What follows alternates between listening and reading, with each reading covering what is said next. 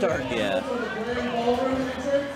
It almost looked like Battlefield when it first started, and then they dropped down. It's like, oh yeah, there's no stage under there.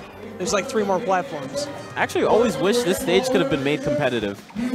But I think it's just more like maybe 3v3, 4v4. Yeah, definitely. I think it's perfect for that. Well, I don't know about perfect, but it's pretty good for that. It's just a little sad that this couldn't be used normally. I mean, that's what we have normal Battlefield for. Yeah. At least we have normal Battlefield. Can you imagine, like, the ladder, like, if they condensed this stage but kept the same amount of platforms? Yeah. Could you imagine the ladder combos? Like, as it made the platforms go higher? Yeah, like just this stage, but they just condensed it a little bit, goodness. kept the same amount of platforms. Oh, yeah, I feel like this is too many platforms. Well, based off that, I feel like they'll go to Battlefield. I'm just going to make a random guess, see if that's what they're going to, and yes, it is. So here we go. First game, Prof3ssorMGW coming out from New York versus Ned from Chicago, previously PGR'd. So one thing I think is important for Olimar in this matchup is like solid use of like the whistle super armor, because Cloud is going to be able to juggle Olimar very, very effectively with his up air and pretty much all of his aerials. All right. Here's Professor. That's the other thing about Olimar is when he has that white Pikmin and he grabs you, he builds on so much damage. Like, it's only 20 seconds in and we've seen 65% off of like 2 interactions. Oh, yep, there's that white Pikmin again. That dash attack will be able to stuff him out. We did see Prof3ssorMGW staying in one spot, so Ned was able to capitalize and realize he's going to just stay there the whole time. Yeah, Professor's doing a good job just kind of hanging back and baiting Ned in. And with this much of a deficit, he doesn't really have much of a choice but to approach Olimar. Wow, it's interesting to see Ned's playstyle. Sometimes I'll have the Pikmin on him. He's like, I don't care. I'm charging limit. I'll just sit here. There's actually one point where he had the Pikmin on him. He just stood there like, okay, hurry up and take a bite, and then I'm going to take a bite. Oh, that's definitely the damage that Ned needs. Uh-oh. Rough. Yeah, caught him in a few up airs, and he did pretty much just as much as the Professor did with that Pikmin combo earlier. Ooh, he lost a lot of stage control actually dropping down. It seemed like a mistake. He dropped down and had to waste his limit to recover. Maybe he was going for a drop down side B. Ooh, I like that. The instant pluck into forward smash. And wow. Ooh, he had the purple on deck and he was ready for that. Oh, wow. And he taunted. That's New York for you. I already hear them in the crowd. A lot of people actually came out from the tri-state area to help support their boys and enter. Yeah, nice use of the Nair to just pressure the shield on get up. Oh my goodness, that was like a magnetic Pikmin, like attached to the sword, grabbed him. Look at him, he's just letting it, he doesn't care, he doesn't care. I mean, it's only doing like 1 or 2%. Yeah, that is true, oh my goodness. There goes a white Pikmin. Okay, that one, yeah, at least. You gotta care about that one. Yeah, he tried to take that one off fast. All right, he does still have a Pikmin on deck. It didn't look like he did for a moment. Uh-oh. One blue, and he's just still fighting with it. He doesn't care. He's going for that grab. Yeah, he's probably looking to make some space for himself so he can actually pluck more. Oh my goodness. That was quite surprising. So I felt like he saw an attack coming out. He just did not think it would be the side B. That's why he was ready to let go of shield, even though he blocked the beginning of it. That or possibly shield poke, but I mean, I feel like his shield wasn't that low. Yeah, it's actually pretty hard to shield poke Olimar too because he's so small. Like yeah, his shield is super around him. Compared to like DK, I don't know how that shield covers him. Still good so far coming out from Prof3ssorMGW, but he needs to keep this play style up. He needs to hang back because Cloud can do 40% in no time. Uh-oh. Right, yeah, gets rid of that Pikmin. He's definitely looking for these falling up airs, just like this, because it leads to so much damage, because Olimar has difficulty landing against this character. Wow, he's doing really good staying out of these combos from Cloud. Oh, okay. Wow. The forward smash just clanked with a soft hit of the down air. And I know Prof3ssorMGW is likely looking for the KO. That's why he has that purple Pikmin out, seeing if he can get that F smash. There goes one attempt right there, throws, and F smash. Let's see.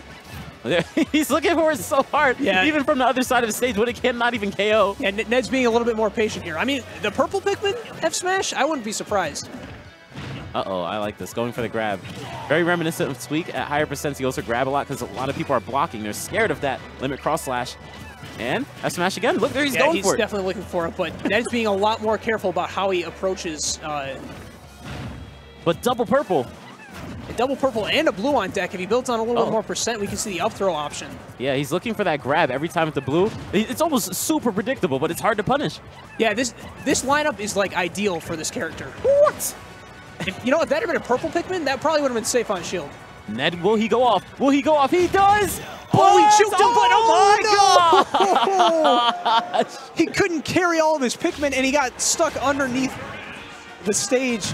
Unfortunate for Professor MGW, but Ned's going to take that. That was really nice coming out from Ned. He went for that side B. It scared MJW. And I thought MJW would actually get hit, but he was smart. He's like, I got to duck under. Yeah, but then he got stuck too. Yeah, it's like he has just barely enough to make it back. I don't know if he did have enough to make it back, but to make matters worse, getting stuck under the lip of the stage like that. Unfortunate, and it seems like he's going back to the same stage that did him wrong. Yeah, he's not, you can tell he's not happy about how that ended. He was winning neutral the whole time. He had a really, really good start. He'll need to get that again because Ned was starting to realize what MGW was doing. Yeah, more importantly, he was realizing what he needed to do in this matchup, which I feel like Ned's not going to forget that lesson he learned game one, so it's going to be a little bit of a harder start. Yeah, I definitely can agree with that. I can see Ned having the lead in the beginning, especially with these dash attacks. He's been using them over and over, and it's hitting almost every time. Already has limit on deck. And one of the key things that Ned will need to do is knock Olimar off the stage to have Olimar do Olimar's predictable recovery and get that side B as you saw him go for it. I don't think he has any Pikmin right now. Oh, no. He doesn't. He can this is definitely Ned's time to just go in. Yeah, you just go off the stage and just do it. Okay. Oh, okay, just barely manages to get back on, and he takes that opportunity that he gave him to just pluck a few more. All right, not exactly a powerful lineup, but if he can get that white Pikmin on him, it's going to do some good damage. Yeah, he needs to really focus on that. But we all know that Ned likely might be able to take off that white Pikmin. It seems like he doesn't care about the other ones, but if you throw the white one on him, he is immediately going to take that off. Yeah, as you said before, it's only doing like 0.5% each tick. That is wild. He really does not care about that. Yeah, he doesn't want it to like sacrifice his positioning on the stage. And that's really interesting to see because I usually see most people, they have like a sense of urgency whenever there's a Pikmin on him, but he just is like, I'm still going to play my gameplay. Like, that is nothing. When you take the time to get rid of the Pikmin, a lot of times that gives Olimar exactly the position he wants to be in. Yeah. It's almost like when the Pikmin goes on, let's say it does 4% while it's on him, he's just like, okay, I got hit by a 4% attack. Instead of it, or thinking like, I can take this off and make it less. Ooh. It's going to be really hard to recover. Ooh, what? Oh, wow, that was scary. I think maybe he was expecting him to get closer to the stage a little bit faster. Yeah, I feel like that messed up his edge guard a little bit. If he hadn't double limit charge, he would have been okay. He was charging limit with the Pikmin on him. Like, this Pikmin, like, this limit is worth this Pikmin percent. He's like, I want you to feel my power. You could be taking a bite, take a bite of this limit. Tasty. All right, so he took off the white, as you were saying.